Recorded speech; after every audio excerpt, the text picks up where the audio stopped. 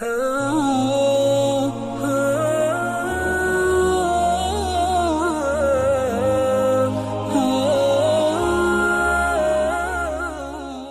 کے نیچے سبسکرائب کے بٹن پہ کلک کریں، بیل کے آئیکن پہ کلک کیجئے تاکہ ہر نئی ویڈیو کی نوٹیفیکیشن آپ کو ملے۔ آج ربیع الاول کے حوالے سے تفسیر ابن مخلد، یہ بڑی بے نظیر تفسیر ہے، اور ابن حزم رحمۃ اللہ نے لکھا کہ ایسی کتاب پہلے کبھی نہیں لکھی گئی۔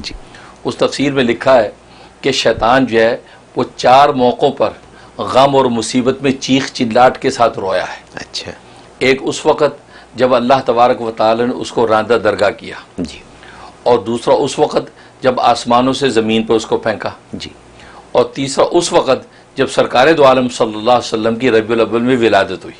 اچھا، جس رات آپ کی ولادت ہوئی ہے بس اس وقت یہ چیخا چلائے، کیونکہ اب اس کو ساری گمراہی ضلالت کے دروازے بند ہوتے نظر آئے۔ اور چوتھا اس وقت جب سرکار دو عالم صلی اللہ علیہ وسلم پر سورہ فاتحہ نازل ہوئی۔ سبحان اللہ، کیونکہ یہ جو صورت ہے یہ سمجھو پورے قرآن کا خلاصہ تھا، اور اس میں جو حقائق معرف تھے ابلیس سمجھ گیا تھا کہ بس جس امت کو یہ صورت مل گئی ہے وہ امت اب میرے قابو میں نہیں آتی۔ تبھی آپ نے دیکھا کہ ہر نماز کی ہر رکعت میں سورہ فاتحہ ضروری ہے، بعد میں صورت ملائیں، بعد میں نہیں ملائیں، بعد لیکن فاتحہ پڑھنی ہے۔ تو معلوم یہ ہوا کہ یہ سورہ فاتحہ عجیب حقائق کا مجموعہ تھا۔ تو یہ 4 موقع پہ وہ چیخ چلاٹ اور مصیبت اور آفت کے ساتھ رویا ہے کہ نبی کریم صلی اللہ علیہ وسلم کی ولادت ہو گئی۔ اور لکھا ہے کہ جب جو ہے وہ یہ شتونگڑے شیطان جو آسمانوں کی طرف جانے لگے تو ستارے مار مار کے ان کو پھینکا گیا واپس۔ تو بڑے پریشان ہو کر ابلیس کے پاس آئے، کہا جی دروازے آسمانوں کے بند ہو گئے، خیریت؟ اوپر جانے ہی نہیں دیا جا رہا، کیونکہ ورنہ یہ اوپر آسمانوں تک جاتے تھے، وہاں کی خبریں لا کے اپنے کاہنوں نجومیوں کو بتاتے تھے۔ لیکن کہتا اچانک یہ آج کی رات کیا ہو گیا؟ تو ابلیس نے کہا کہ اچھا یوں کرو کہ تم ساری دنیا کے مختلف خطوں کی مٹی جمع کر کے لاؤ۔ تو وہ مٹی جمع کر کے لائے، اس سے ایک ہی خطے کی مٹی کو سونگتا یہاں تک کہ تہامہ یعنی مکہ کی مٹی سونگی۔ تو کہا کہ بھئی اس مقام پہ کچھ ہوا ہے، اس مقام پہ کچھ ہوا ہے، ذرا پتہ کرو۔ لہذا پتہ کیا کہ محمد صلی اللہ علیہ وسلم جو نبی آخر زمان آج پیدا ہو گئے۔ اچھا، انہوں نے کہا بھئی اوہو، یہ محمد صلی اللہ علیہ وسلم کی وجہ سے دروازے آج آسمانوں کے ہمارے پر بند ہو گئے، اب دوبارہ نہیں کھلیں گے۔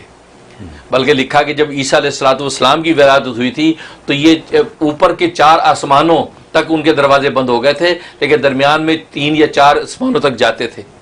لیکن نبی پاک صلی اللہ علیہ وسلم کی ولادت ہوئی تو ان کو آسمانی دنیا کے دروازے بند ہو گئے۔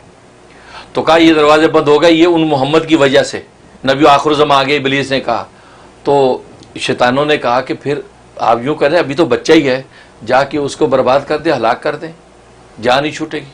کہتے یہ آئیڈیا اچھا ہے۔ ابلیس گیا، اور جب جیسے نبی پاک صلی اللہ علیہ وسلم کے قریب ہونے لگا تو اللہ تبارک و تعالیٰ نے جبرائیل کو بھیجا کہ جا، وہ ابلیس آیا ہے۔ تو جبرائیل آیا اور جبرائیل نے ایسی زور سے اس کو ٹھوکر ماری ہے کہ وہ ملک عدل میں دوروں کوس جا کے گرا، منہ کے بل گرا، اور اس کو دفعہ دور کر دیا۔ یعنی اس نے نبی پاک پہ یہ تصرف کی کوشش کی۔ تو گویا کہ یہ نبی پاک صلی اللہ علیہ وسلم کی ولادت جب ہوئی تو پھر موسیٰ علیہ السلام بھی یہ بشارت دیتے رہے تھے کہ یہودیوں سے کہتے تھے کہ فلاں جو ستارہ جو بہت زیادہ چمکتا ہے یہ اپنی جگہ سے اگر سرکنے لگے تو سمجھنا کہ نبی آخر زمان پیدا ہو گیا۔ اچھا، تو مکہ کے اندر یہودی ایک راہب تھا، اس نے دیکھا کہ وہ ستارہ اپنی جگہ سے سرکا تو وہ پہاڑی پہ چڑھ کے چیخا، اپنے یہودیوں کو بلایا، کہا کہ بس اب تمہاری بربادی کا وقت شروع ہو گیا، کیونکہ نبوت بنی اسرائیل سے نکل کر بنی اسماعیل میں چلی گئی ہے، کیونکہ وہ ستارہ سرک گیا۔ اور موسیٰ علیہ السلام کی یہ بشارت تھی کہ وہ جب سرکے گا تو اس کا مطلب نبی آخر زمان محمد آ گئے۔ سبحان اللہ، واہ، تو یہ بات کہی، سبحان اللہ۔ اور کہا کہ جب وہ نبی آ جائیں گے تو پھر پورا جزیرہ عرب ان کے زیر نگی ہو جائے گا، بلکہ فرمایا عجم کا بھی وہ مالک ہو جائے گا، اور اس کی دین کی اتباع پورے عالم میں کی جائے گی۔ اب جو ہے وہ پہلے دین سارے کے سارے منسوخ ہو جائیں گے۔ یہ جناب اس یہودی نے بات کہی، کیا کہا کہ وہ محمد آج آ گئے۔ اسے نبی پاک صلی اللہ علیہ وسلم کا آنا ربیع الاول میں یہ کوئی معمولی نعمت نہیں ہے، کہ تبھی تو وہ بدبخت ابلیس چیخ رہا ہے، چلا رہا ہے کہ یہ نعمت اس امت کو مل گئی کہ محمد صلی اللہ علیہ وسلم آ گئے۔ تو لہذا اس مہینے کے اندر کثرت سے صلاۃ و سلام نبی کریم صلی اللہ علیہ وسلم پر پڑھا جائے، اور زیادہ سے زیادہ ان کے لیے صدقات کیے جائیں، نبی پاک کو اس کا احسان ثواب کیا جائے۔ کیونکہ ابوبکر صدیق رضی اللہ تعالیٰ عنہ گھر بیٹھے ایک مرتبہ رو رہے ہیں۔ گھر والوں نے پوچھا خیریت آپ کیوں رو رہے ہیں؟ کہا کہ میں رو اس لیے رہا ہوں، میں چاہتا ہوں کہ نبی کریم صلی اللہ علیہ وسلم کو اپنا مال پیش کروں، उनको अपना माल पेश करूं, लेकिन देने वाला हाथ ऊपर होता है, लेने वाला हाथ नीचे होता है।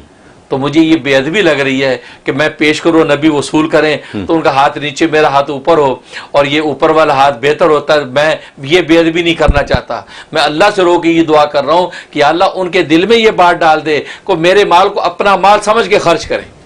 अच्छा, लेने देने की बात ही ना हो। तो वही हुआ कि दुआ कबूल हो गई, और नबी करीम सल्लल्लाहु अलैहि वसल्लम जो है अबू बकर के माल को अपना माल समझ के खर्च करते थे।